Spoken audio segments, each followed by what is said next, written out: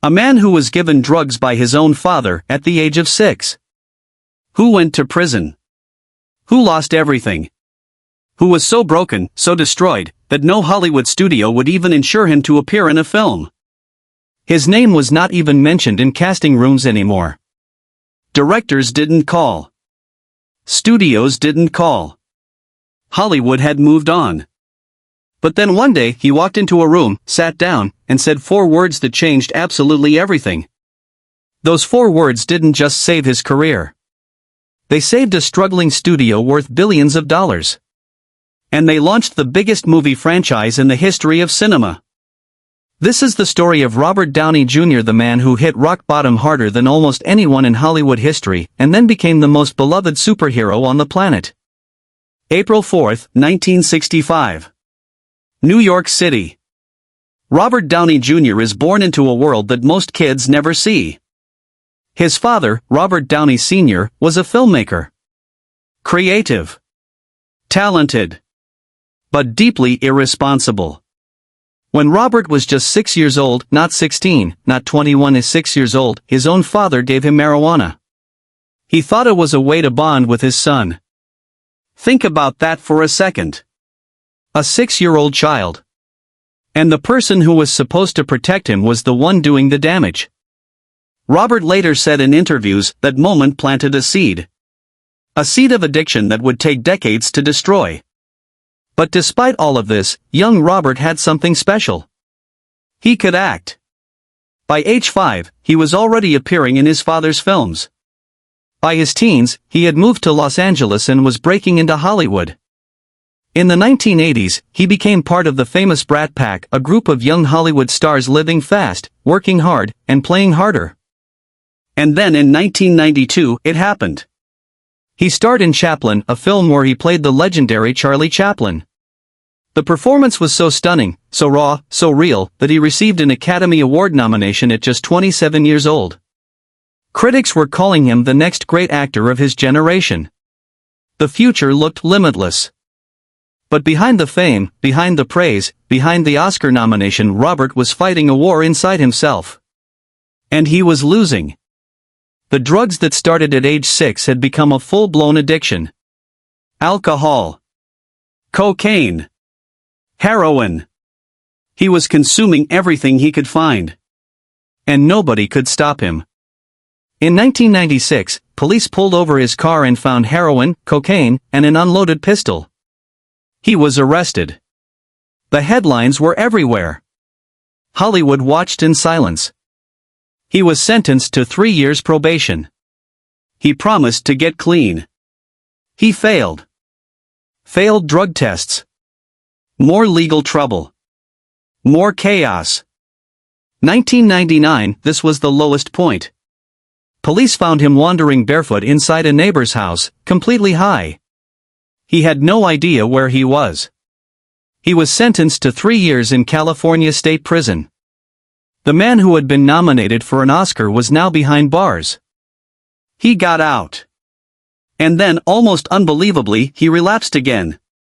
In 2000, he was arrested at a Palm Springs hotel after another drug incident. Hollywood was done with him. Studios refused to put him in films because no insurance company would cover him. If he walked off set, or got arrested mid-production, the studio would lose millions. Nobody was willing to take that risk. Robert Downey Jr., the most promising actor of his generation, was officially finished. But something shifted. In prison, Robert had time. Time to think. Time to feel the consequences of every single decision he had ever made. And for the first time in his life, he decided he actually wanted to live.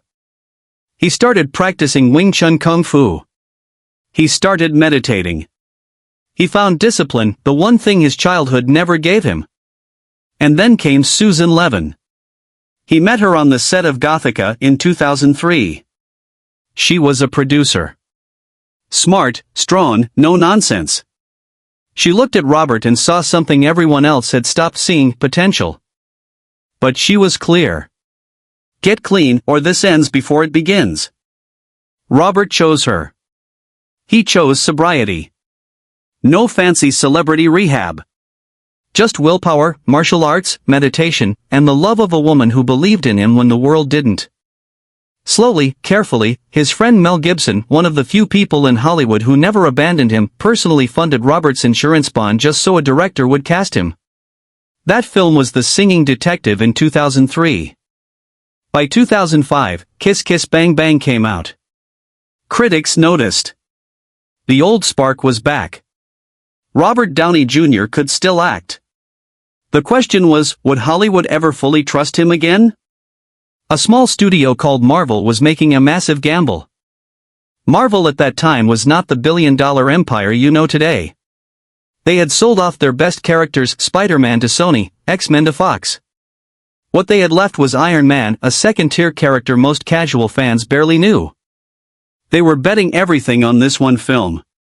And they needed the perfect actor to play Tony Stark, a genius, a billionaire, a man with massive ego, massive flaws, and a complicated soul. Big names passed. Tom Cruise was offered the role. He said no. Other A-listers weren't interested. And then director Jon Favreau said something that shocked everyone in the room. He said, "I want Robert Downey Jr." The studio executives went quiet. The man with the criminal record? The man no insurance company would touch? The drug addict? That guy? Favreau held firm. He argued that Robert's real life, the chaos, the pain, the comeback, was exactly Tony Stark's story. A flawed man. A broken man. Who finds a way to become something greater. They gave Robert a chance to audition. He walked in, and he didn't just perform the lines. He became Tony Stark. He improvised. He was sharp, funny, layered, and completely magnetic. Marvel was stunned. They gave him the role. And at the end of Iron Man, in a scene that was never in the original script, Robert improvised 4 words that became one of the most iconic moments in movie history. I am Iron Man. Iron Man released in 2008. It made $585 million worldwide. It was a phenomenon. The man who couldn't get insured for a small film had just launched one of the most successful movie franchises in history. For the first Iron Man, Robert was paid just $500,000 low, because of his damaged reputation. Studios were still nervous. But by Avengers, Endgame, his estimated earnings were $75 million for a single film. He became the highest-paid actor in Hollywood. Multiple years in a row. For 11 years, he wore that suit. He played Tony Stark across 10 films. And with every single film, audiences didn't just watch Iron Man. They rooted for Robert. Because somewhere deep down everyone knew. This wasn't just acting. This was a man who had lived the story he was telling. Direct hit outro. From a 6-year-old boy given drugs by his own father. To prison. To being blacklisted by an entire industry. To standing on the biggest stage cinema has ever seen. Robert Downey Jr. didn't just make a comeback. He built a legacy that will last forever. And the lesson, if there is one, is simple. It doesn't matter how many times you fall. It matters what you do the moment you decide to get back up. That's all for today. If you're new here, this channel is called How It Began, and every single week, we bring you the real stories behind the biggest names in the world. Subscribe if you don't want to miss the next one.